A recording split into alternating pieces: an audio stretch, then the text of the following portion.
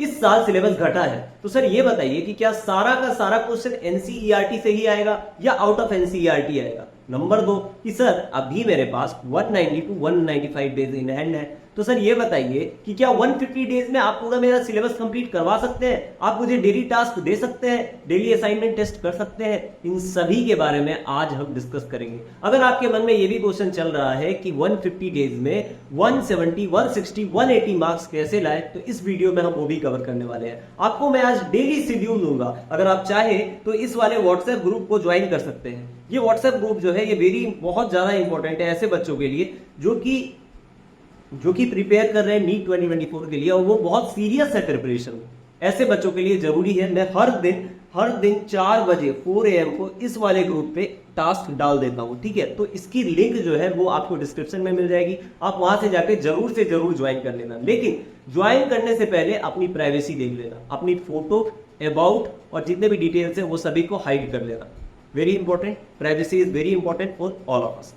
But daily schedule को आपको sincerely follow करना है। देखो 75 हार्ड चैलेंज आपने देख लिया है, 150 हार्ड चैलेंज दे लो। 150 डेज में फिजिक्स, केमिस्ट्री, बायो मैं तीनों का दे दूंगा, तीनों का सिलेबस कंप्लीट होना है। इस वीडियो में हम लोग फिजिक्स के बारे में डिस्कस करेंगे, लेकिन जो आपको टास्क मिलेगा, डेली टास्क मिलेगा व्हाट्सएप ग्रुप में, वो आपको फिजिक्स, केमिस्ट्री और बायो तीनों का मिलेगा, ठीक है। तीनों का मिलने वाला है और 150 डेज में हम लोग इसे कवर भी करने वाले हैं।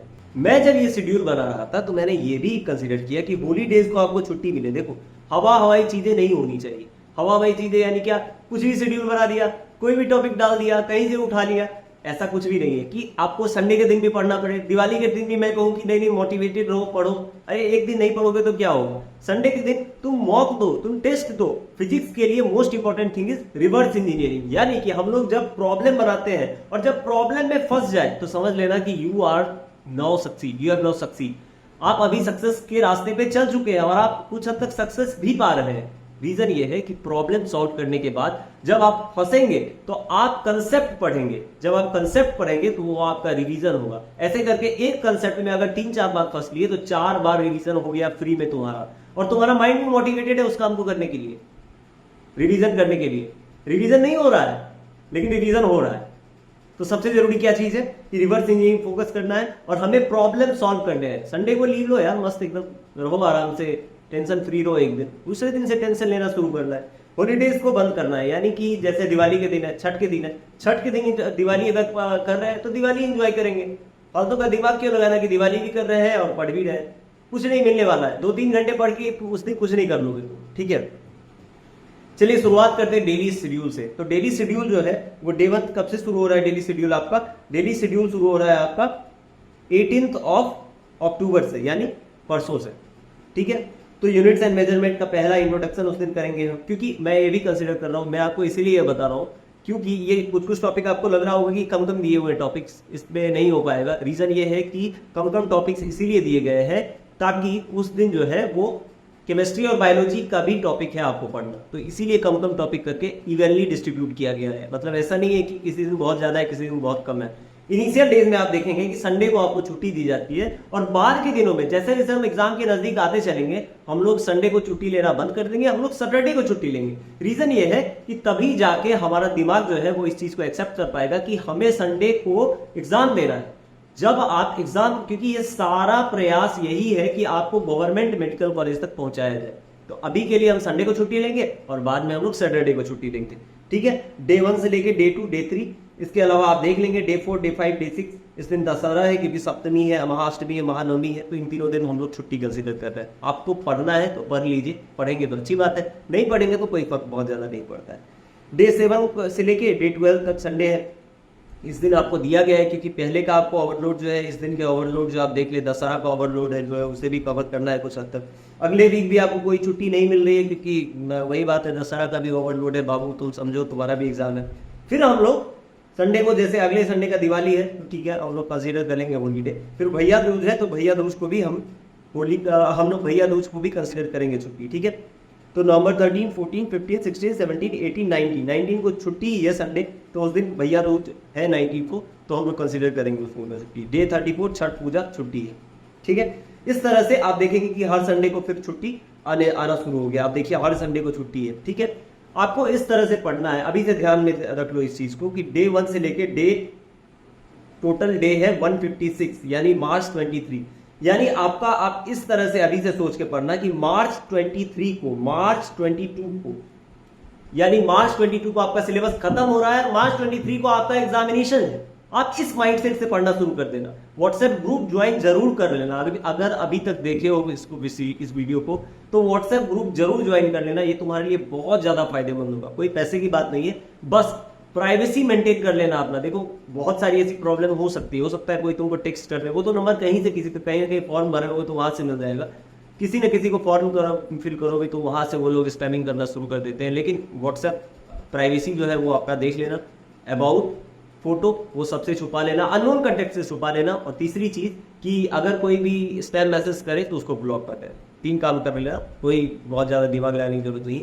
पढ़ाई करनी है, बस जम के पढ़ाई करनी है, छुट्टी के दिन जम के एंजॉय करना है और हर दिन पढ़ना है। देखो एक दिन अगर मैं कहूँ कि एक दिन एक आलमंड खाओ, एक दिन एक बादाम खाया, फिर दूसरे दिन खाया, तीसरे दिन खाया, चौथे दिन खाया, वो over the period of time वो हमें पता चलता है, वो हमें हमारे शरीर में लगता है। लेकिन अगर मैं कहूं कि 30 आलमंड एक दिन खाओ, 30 बादाम एक दिन खा लो, 30 काजू एक दिन खा लो, मैं कहूं कि हर दिन तुम 50-50 ग्राम दही ये खाओ, घी खाओ, और अगर मैं वही कहूं कि तुम 1 kg 500 ग्राम घी एक साथ पी लो, क्या होगा? पेट खराब हो जाएगा। तो इसीलिए जरूरी क्या है कि हर दिन हमें थोड़ा थोड़ा करना है। अब दूसरा क्वेश्चन क्या आउट ऑफ एनसीईआरटी क्वेश्चन आएगा। देखो बाबू, सबसे जरूरी चीज क्या है इसमें कि पहले जो क्वेश्चन थे वो अब 8 to 10 क्वेश्चन जो है वो कंप्लीटली डिलीट कर दिए गए। वो नीट के क्वेश्चन पेपर से आने वाले समय में नहीं रहेंगे, नीट क्वेश्चन पेपर में नहीं रहेंगे। रीजन क्या है इसके पीछे? रीजन क्या है कि बहुत सारे ऐसे टॉपिक्स हैं जैसे हीट इंजन से हर साल एक नई क्वेश्चन आता ही था कि कार्नोट इंजन, हीट इंजन की इफिशियंसी क्या है, T1 T2, बस इसी में फेरबदल करते थे और एक आंसर निकल जाता था। हमारा बच्चे भी पूछ रहा था सर ये क्वेश्चन तो आएगा ही आएगा। लॉजिक गेट का एक क्वेश्चन फिक्स रहता था, लॉजिक गेट अभी भी है, इसमें कोई दो राय नहीं। जो हीट इफिशियंसी का था उसे हटा दिया गया है। तो इतने टॉपिक्स जो डिलीट किए गए हैं उसका लोड कहाँ आएगा? उसका लोड आएगा दूसरे टॉपिक्स पे। यानी 8 to 10 क्वेश्चंस जो है वो डायरेक्टली दूसरे टॉपिक से पूछे जाएंगे इस बार। तो अगर अभी कोई बता रहा है कि इसका इतना वेटेज है, इसका इतना वेटेज है, तो वो सभी बातें फर्जी है। मैं आपको बताता हूँ एक एग्जाम्पल। 2021 में क्या हुआ था कि एनसीईआरटी से ही 81 क्वेश्चंस केवल 12 चैप्टर से पूछे गए थे। यानी 12 चैप्टर्स पढ़ के चले जाओ, आपका 81 क्वेश्चंस बन जाएगा। ये बायो की बात मैं बता रहा हूं, तुम देख लेना कहीं से। बायो की बात बता रहा हूं, 81 क्वेश्चंस केवल और केवल आए थे कितने टॉपिक से? 12 टॉपिक से। और अगले साल क्या हुआ? क्वेश्चंस को इवनली डिस्ट्रीब्यूट कर दिया गया। जो भैया दीदी, जो टीचर्स, जो मोटिवेटर ये बात बोलते थे कि ये 12 चैप्टर्स पढ़ लो, इसी से क्वेश्चन आएगा, बाद में क्या हुआ? कुछ नहीं हुआ। इसीलिए जरूरी क्या है हमें कि हमें हर दिन पढ़ाई करनी है, हमें हर दिन पढ़ाई करनी है और हमें एक टॉपिक नहीं छोड़ना है। अब सोचो कि तुम एक टॉपिक छोड़ के चले गए, ये सोच के कि इस टॉपिक से क्वेश्चन नहीं आता था, उसी टॉपिक से क्वेश्चन आ गया, 4 नंबर तुम्हारा चला गया। 4 नंबर गया, तुमको आने का था, तुमको जाने का था एम्स, तुम चले गए कहाँ? चले गए किसी आयुर्वेदिक कॉलेज में। तो अंतर हो जाएगा वो। 2-3 क्वेश्चन छूट गया, तुम रैंक से बाहर हो जाओगे, तुम सीट से बाहर हो जाओगे, सिलेक्शन रैंक से बाहर हो जाओगे। इसीलिए हर एक चीज पढ़ के जाना है। आए ना आए क्वेश्चन, वो तो क्वेश्चन पूछने वाले की समस्या है, हमारी क्या समस्या है? अभी तो पढ़ के जाना है। और पढ़ने के लिए ऐसा नहीं 150 डेज में नहीं हो सकता है, 150 डेज में पूरा कंप्लीट हो सकता है। 150 डेज में कंप्लीट तब नहीं होगा जब इस वीडियो को देखने के बाद भी तुम वही करोगे जो पहले करते आ रहे हो। तुम सोचो ना यार, तुम डॉक्टर अगर बन गए तो डॉक्टर बनने के बाद तुम क्या करोगे? तुम्हें 11 बजे रात को कॉल आएगा कि सर देखिए ना यहाँ नीचे में इमरजेंसी के पेशेंट है पड़े हुए, तुम क्या करोगे? नहीं आज नहीं देखते, कल देखते। ऐसे चलेगा क्या? ऐसे तुम्हारा क्लिनिक चलेगा क्या? और अगर क्लिनिक चल भी गया, मान के चलते चल भी गया, कंपाउंडर नीचे में इलाज कर दिया, नर्स नीचे में इलाज कर दिया, क्या तुम्हारी क्रेडिबिलिटी रह जाएगी?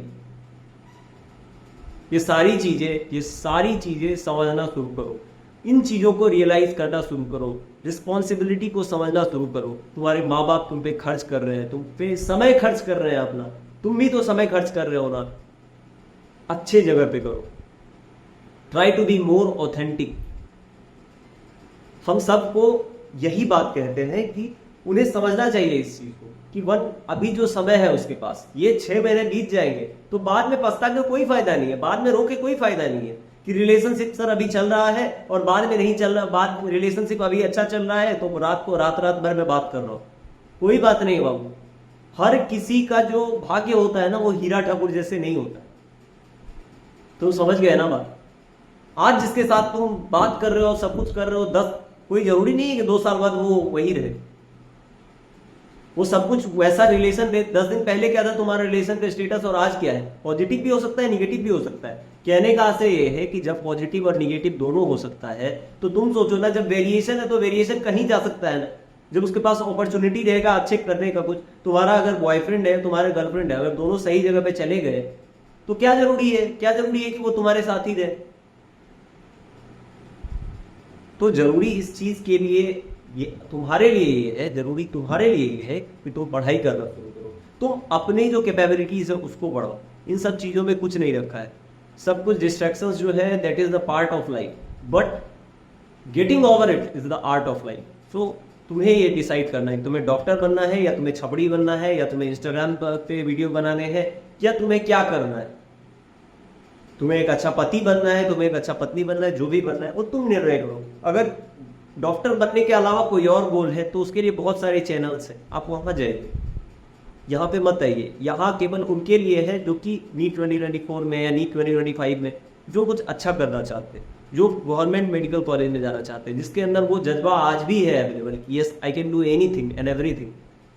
So this is the channel for that. Before signing off मैं आपको बता देना चाहता हूँ कि व्हाट्सएप ग्रुप ज्वाइन करने से पहले अपनी जितनी भी प्राइवेसी है उसको सिक्योर कर लेगा और बिंदास ज्वाइन हो। अगर कोई स्पैम मैसेज करे तो उसको ब्लॉक कर दे, ऑप्शंस तो है ही तुम्हारे पास। तो ये सारी चीज़ें करना, और जितने भी ये टॉपिक्स मैंने दिए हैं इस सब का PDF जो है अगर चाहते हो तो टेलीग्राम में मैं डाल दूँगा। टेलीग्राम में बहुत ज़्यादा देखता नहीं हूँ, चाहना तो मैं आपको इंस्टाग्राम पे सॉरी व्हाट्सएप पे ही अगर आप मैसेज करेंगे मुझे, ग्रुप एडमिन मैं ही हूँ, तो आप अगर मुझे मैसेज करेंगे तो मैं आपका रिप्लाई करके वही ये दे दूँगा, PDF दे दूँगा, ठीक है। तो वहाँ से डाउनलोड कर लेना। Thank you so much and God bless you.